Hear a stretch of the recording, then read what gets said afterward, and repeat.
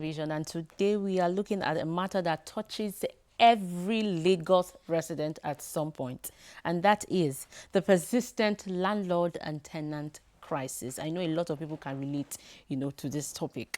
From exorbitant rent and multiple charges to unfair evictions and endless disputes, this crisis has remained unresolved despite existing tenancy laws. Now, the Lagos State government is reviewing the Tenancy and Recovery of Premises Bills 2025, introducing measures such as limiting rent advances, capping agency fees, mandating rent receipts, and regulating caution fees. But with this proposed bill, if passed or when passed, I don't know which one to use. Will it finally bring relief, or will it add new tensions? Now, there are a lot of questions that are rising up based on this conversation. But with us here in the studio is a lawyer and political affairs analyst who will do justice to this topic. We have here with us Shakiru Omolaja. You're welcome, sir. Thank you. All right, like I said earlier, that the Lagos State government is currently reviewing the Tenancy and Recovery Premises Bill 2025. Now, this is a proposed bill. Let's see how this connects with the persistent landlord and tenant crisis in Lagos. While you talk of the proposed bill, existing law,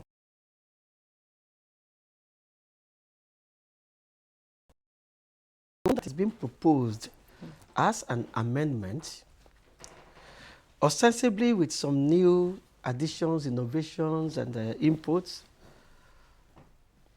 The question you asked your intro, whether the new additions will douse the tension between landlords and tenants. Unfortunately, my answer is a big no. While I do not intend to dampen the ambition, the hope of some Nigerians, I would like to be honest. I'll be honest because the atmosphere in which the law is going to work, how regulated by law is the atmosphere? And it's a simple law of economics. When demand is higher than supply, prices will go up. One of the mistakes the government made in the past was to try and introduce rent control and impose rent in some areas. Government saw that it failed. It failed woefully for one major reason, double standard on the part of the government. And how do I mean? Government would build, ostensibly, low-cost housing schemes. How many poor persons, how many ordinary Lagosians or Nigerians got allocated in those low-cost housing schemes? More often than not, it was done secretly. Before you knew it, they had sold all the slots. All over, the state is still building housing schemes. But go to Ministry of Housing, go and obtain the form to say you want to buy one of the slots. Or you're on your own, you'll be deceiving yourself. Because there's a gang, there's a cabal, there's a syndicate, there's a group of, shall I say, criminals being aided by people in government who specialize in buying the slots at government-regulated rates and selling them exorbitantly to some others. Our brothers and sisters who are in diaspora, they have the pound sterling and the dollar to rubbish whatever dollar, whatever naira you and I have. So they buy, they sell to those ones. Those ones are not going to live in these tenements. They are not going to live in the houses. They will come back to want to let those places to you and I. Rents keep going up. So the proposal, theoretically, is beautiful, gives a lot of hope. But how practical, how practicable, little hope. You can see the way I've tried to look at it, comprehensively, holistically, because if you must solve this problem, It is not only by way of legislation. Government must become proactive in giving houses to the masses. Houses, not to the masses on paper, but in reality. When these houses are ready, go to churches, go to mosques, sell the forms to them there. Let the imams and the pastors and resident heads play a key role. Go to teachers. Tell me, my sister, the sector that should be protected for the key role they play in the lives of all of us is the educational sector. How many teachers in Lagos State could guarantee that he has an affordable standard living apartment subsidized by the government? No? Let's not even go to the area of how they get to work. I'm talking about where they rest their head after the day's work. So the government should provide to compete with the landlords, because the landlords go to the same market with the politicians. Politicians have their own money. They build in Ikoyi, they build in Lekki, they build in VGC. They collect what rent they like. Then when the poor man struggles and builds something with his pension, you want to dictate to him how much is to charge. It never worked in the past. It will not work now. All right. You have raised a lot of questions that will cause one to really take deep thought. But again, let's move beyond the proposal now. Let's now look at the root cause of the crisis between landlords and tenants. How did it all begin? I will seem to be a bad record. A bad record repeats itself. I will have to repeat myself, be it from another perspective. But let me give you a bit of history to the problem between landlords and tenants. Before now, and that seems to be the mistake we want to repeat, the law, the tenancy law, has often been loaded against the landlord with unrealistic expectations. And this dates back to the period in England after the First World War. After the First World War, bombs and bombing, shelling of England led to a lot of houses being destroyed. So after the war, soldiers were returning. A lot of persons were coming back. There was a shortage of houses. Again, the law of economics, the higher the demand, the higher the price. So supply was more than the production. Demand was more than the supply. Naturally, the available funds, we have to compete for the few things. Now the government had to come in to protect the soldiers, especially, who had fought for their country, that they must have a place to live.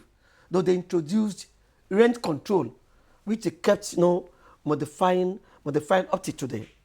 Now, all along, we copied that.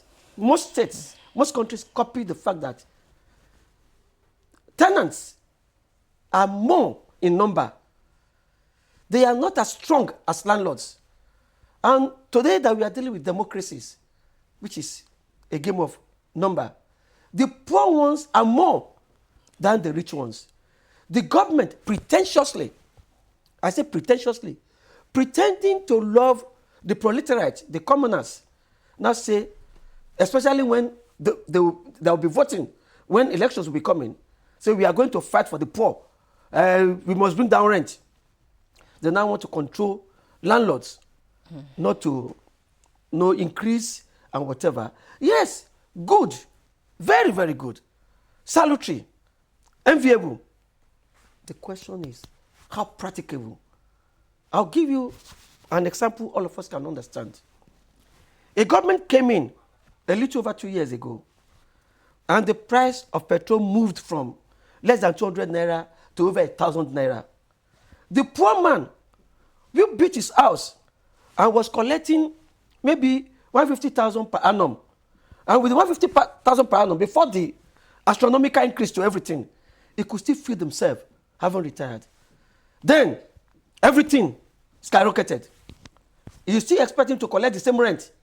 Now that a liter of petrol is almost 1,000 naira, where he cannot even buy a bag of rice Well, some people say it doesn't have to buy a bag of rice. That should buy One paint. Ikioda, one paint, whatever. Whatever he's going to buy is times 10. He's not going to create his own market. The politicians who are doing this to us wickedly still go to the same market with us. If they will give us the poor man's market and the politician's market, then maybe we should not be complaining so much.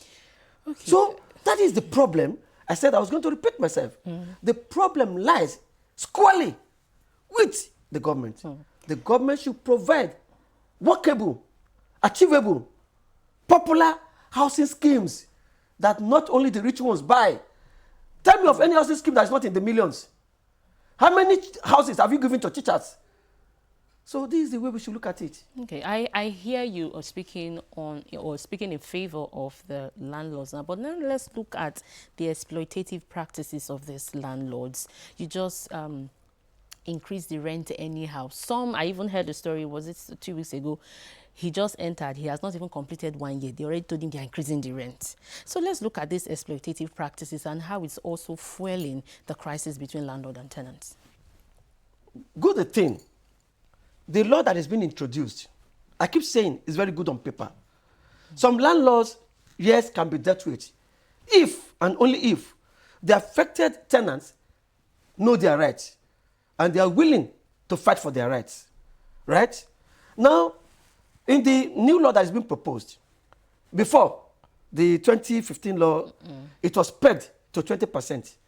That no landlord shall increase the house rent more than 20%. But it never worked. Now, in the proposed law, they have used the word reasonable increment. Now, how reasonable is reasonable? How unreasonable is unreasonable? It all boils down to one thing. There's no doubt that we have a lot of greedy, inconsiderate, wicked landlords in Lagos who exploit the situation of the population, the overpopulation in Lagos. The landlords key onto this to cheat the poor masses. Again, I must repeat that important point because housing is scarce, extremely scarce. Go to Abuja. I just returned, I went for a matter there. A room in Abuja, 600,000 naira per annum. Were there to be in Lagos, a lot of persons will be sleeping under the bridge. Were you not shocked? The village should still be popular. There are some persons who are sleeping under bridge in Lagos, or let me say bridges, and they were paying rent. They were paying more rent than some persons. We saw it in Dolphin Estate. Under that is it. Yeah. They were paying rent. Who were those collecting this rent? Again, it points to the very difficult point to understand. There's a huge scarcity, a big scarcity of housing. For the landlords who are keen on this, the government may of necessity want to be a little more proactive. First, in sensitizing landlords that you are likely to go to jail if you flout this law.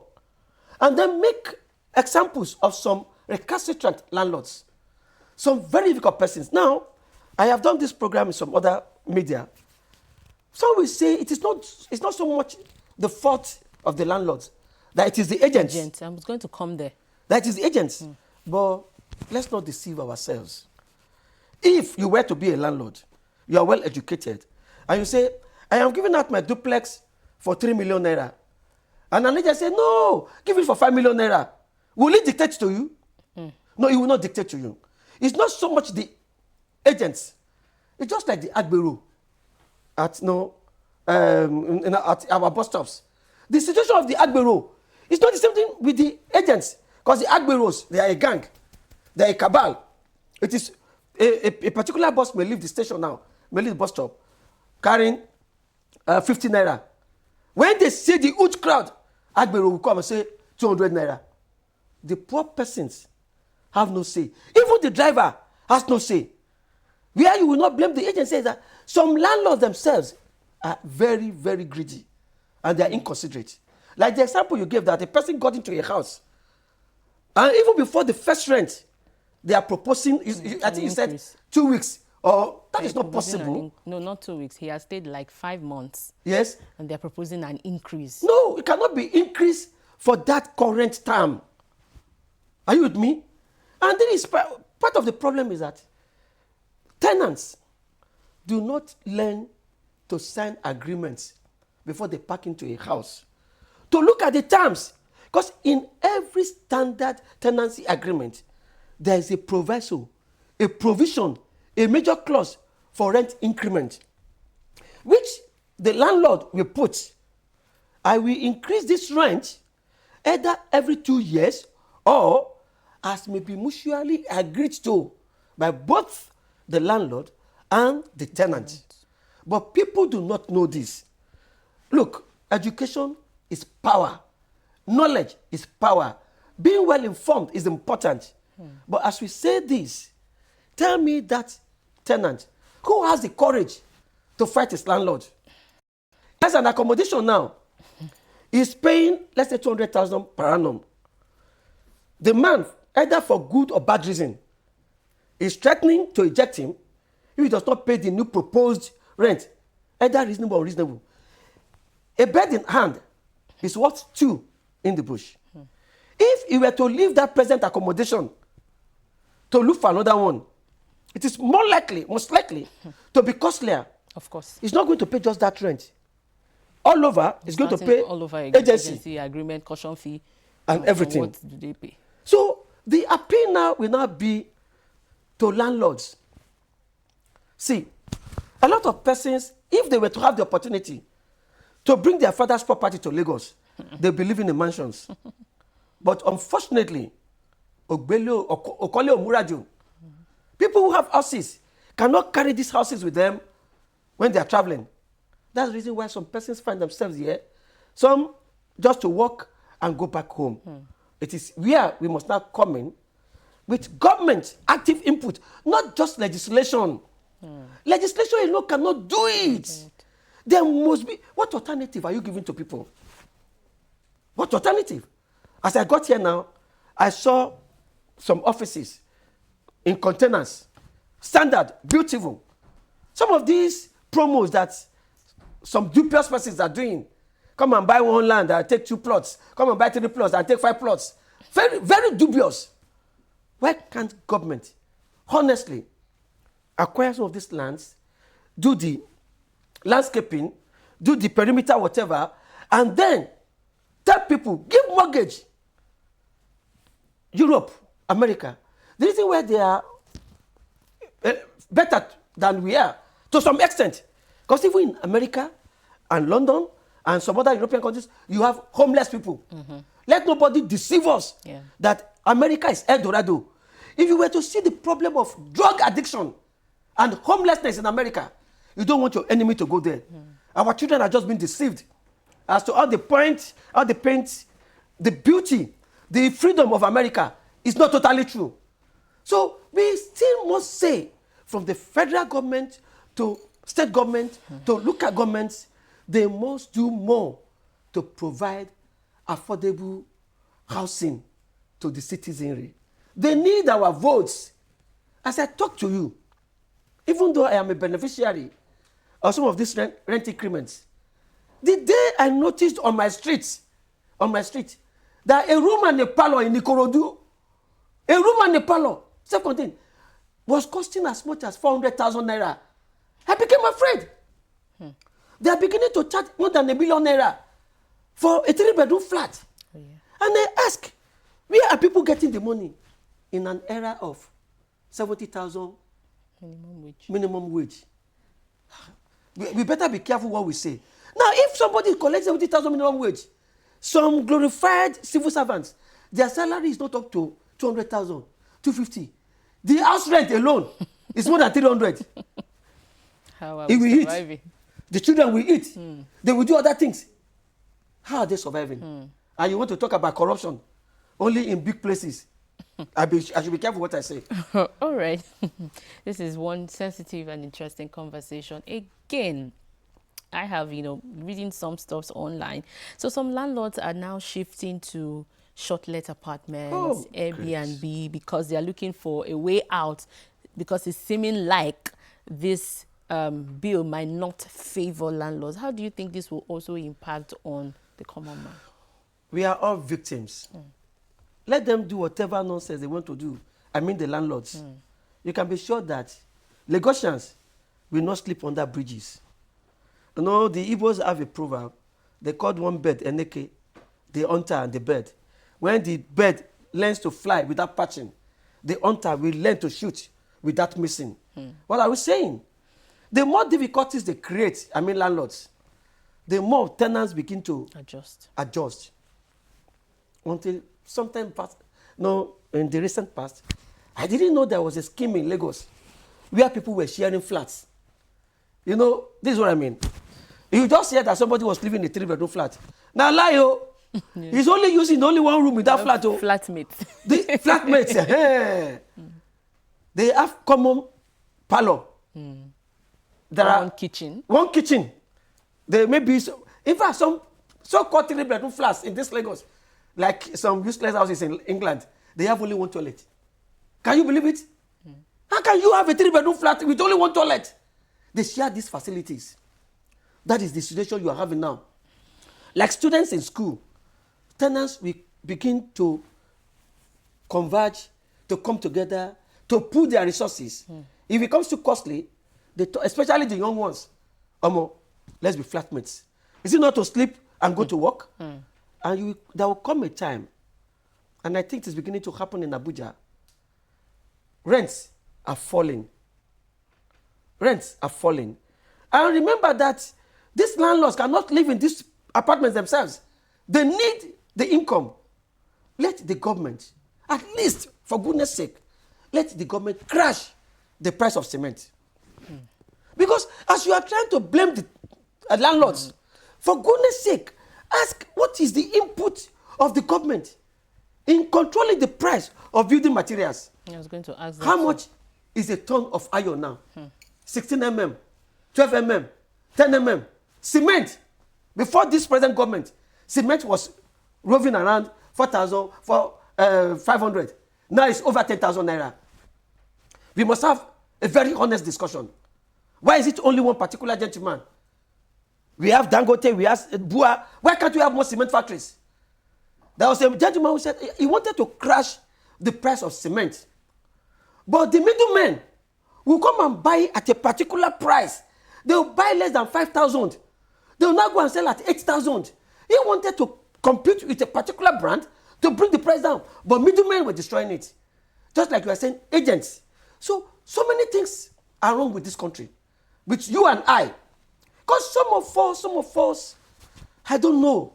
We just do not like the honest truth. And what do I mean? Just to show off. A man who, in all honesty, is not qualified to hire a room and a parlor. He wants to impress a woman, impress his neighbors, impress his village people when they visit. He goes and hire or rent a 3-bedroom flat. A man who ordinarily cannot pay for two-bedroom flats wants to go for a duplex. Ostentation. Igberaga. Over nothing. Why can't you cut your clothes, according to your size? So we now say according to your material. I don't know where they got that from. If you have 2 years, you use the 2 years like that. I don't know. But cut your coat according to your size. That's a little we know. Why do you want to show off? You hire a 3-bedroom flat. You know what I'm talking about. You enter the place. You will not find any furniture. There's even no bed. They put their phone on the floor. Just to say, some boys pretend to live in VGC, Lekki, maybe because the press buttons, Yahoo. They cannot afford on their own room and a parlor. But to say, I have arrived, I'm a Lekki boy, it's part of the problem. So both on the landlord and on the people. We are all culpable, all of us. If it is particularly difficult in an area, go to another area. You will know nobody will teach them to bring down the price. As government is struggling to get it right, members of the society must know their right. Do not pay money to a landlord who does not issue you with a rent receipt. It is a violation of the law. You also, when you pay for deposit, make sure that you do not damage anything in that house. Now, when you are packing out, you will have every right to demand to the deposit you paid. Caution Yes. fee, right? Yes, caution fee. But I have heard cases of landlords not refunding the No. caution fees. Why will you not refund it? I've heard, in fact. I'm coming. It is often easier and more acceptable to us to hear the side of the weak man, to assume that the big man is the one cheating him. A man goes to a rented apartment with brand new everything, and in less than a year, he has destroyed the door. He has destroyed the cupboard. Tap. Especially the tap. You are talking from experience. Did you damage anything? No. That is it.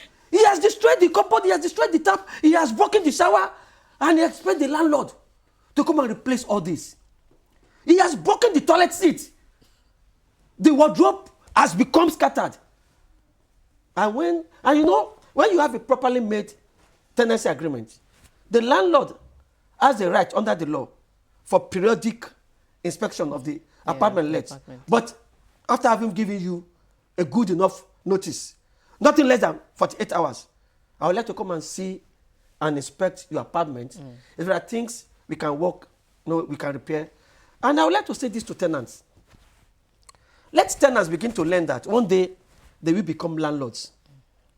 Do not use the properties of landlords as if you are trying to punish the landlord. Part of which is some tenants, after they leave, either for not being able to pay or for whatever reason, after they packed out their load, do you know they will lock up the place? And they do not know that for as long as you fail to return the key, the law says that you are still in possession and you must pay to the last penny. Let me quickly add this. For whatever reason, a landlord has decided to give a quick notice to a tenant. I do not know where Lagosians got this idea from. That before you can ask me to leave your house, you must give me 6 months rent free. No! So it's not in the law? At all! How can it be in the law? The landlord is not a Father Christmas. It is, landlord and tenant is a business. You said, the major form, a fundamental provision in that contract is that you pay my rent, you stay in my house. Failure to pay rent, the Supreme Court has said, you are a bad tenant.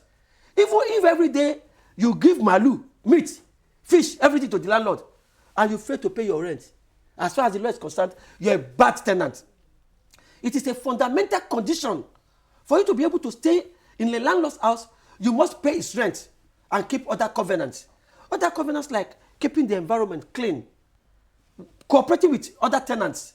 If there's a major break, inform the landlord. A major damage, inform the landlord.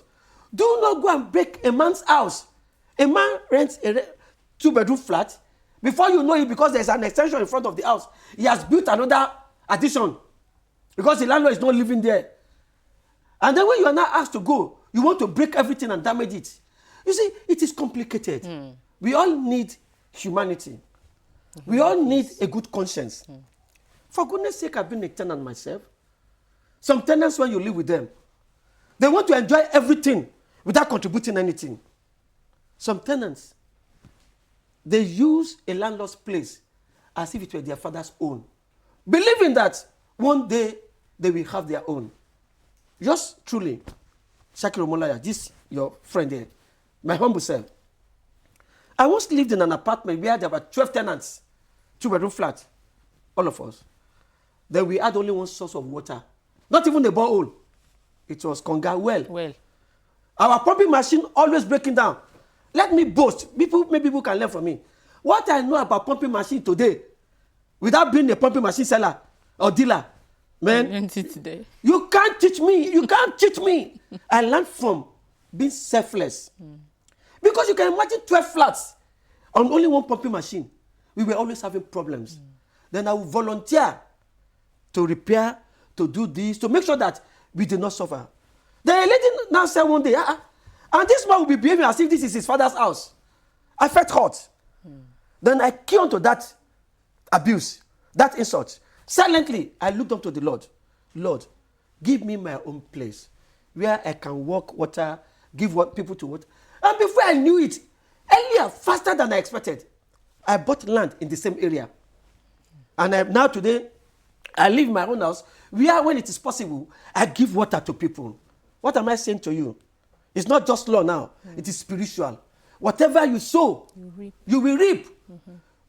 Admit one thing before you blame landlords. We are in difficult times. The government is not helping any one of us. Be that as it may, landlords, remember one thing. Your children too will not live in your house forever. When they go out, what you have done to other people's children is what your children are likely to experience. Whatever goes around comes around. We all need to understand that we must help those who are vulnerable. We must help people who are poor. I know some homes, I know some landlords, but you stay with them, either man or woman, you become an addition to their children. They treat you with so much courtesy. They are so polite. When you are able to pay, they are grateful. When your rent is delayed, they show understanding. But some tenants, they are not able to pay when they should pay, as I went you. They are arrogant. They are insulting. They are wicked. And let me add, please, because we are discussing this live matter. If you can afford it, and if you can avoid it, please, do not live in a house where the landlord is living. It is a potential source of friction. I'll give you a live example. Here, you are owing rent for about 3 months. The landlord and the wife, in addition to some little things that they have, they are using the rent to feed themselves. You are owing rent for about 3 months. Then on Sunday, or close to Christmas, your wife is frying chicken and turkey close to the window of the landlord that has not eaten. If he does not come to your face to abuse you, in his mind, he will be cursing you. This wicked tenant, because there's someone talking. I am telling you things that are live. Yeah. So if you can afford it, please, for goodness sake, even if you consider yourself an angel, your landlord may not be an angel. There was this very tragic story in Ikorodu. A landlord wanted to eject, that is at Agric, it was at Agric, a tenant forcefully, which is part of the problem.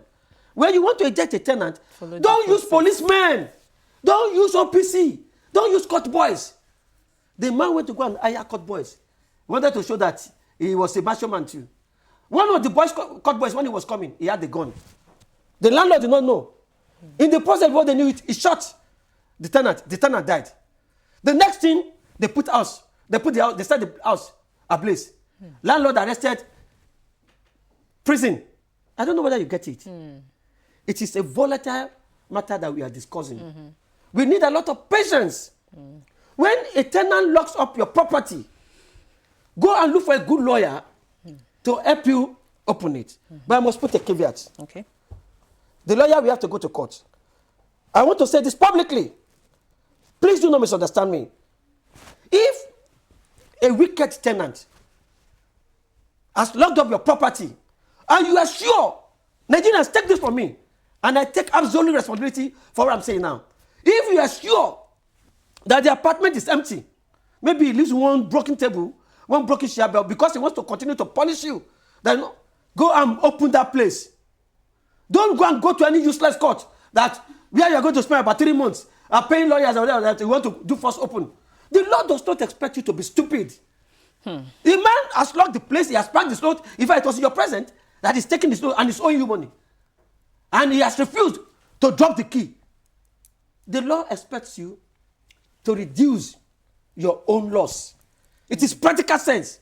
But if it's not, it's still there. If it stinks, it's still there. Please don't break. Don't break it. I need to carefully make this distinction. All right, we must thank you. This conversation time will not permit us to, we cannot exhaust. No, I have not even exhausted some of the questions that I have here. But, from the short time that we have had to have this discourse, I have really learned a lot. And we must thank you again, Chakiru Omolaja, lawyer, political affairs analyst, for sharing insight on this very, very important topic. Persistent landlord and tenant crisis. Thank you so much again for your time. Thank you so much for having me. The conversation continues. Stay with us.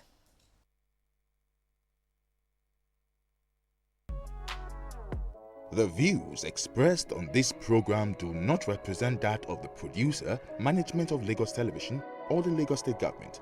They remain the perspectives of those expressing them. Thank you for staying with Lagos Television.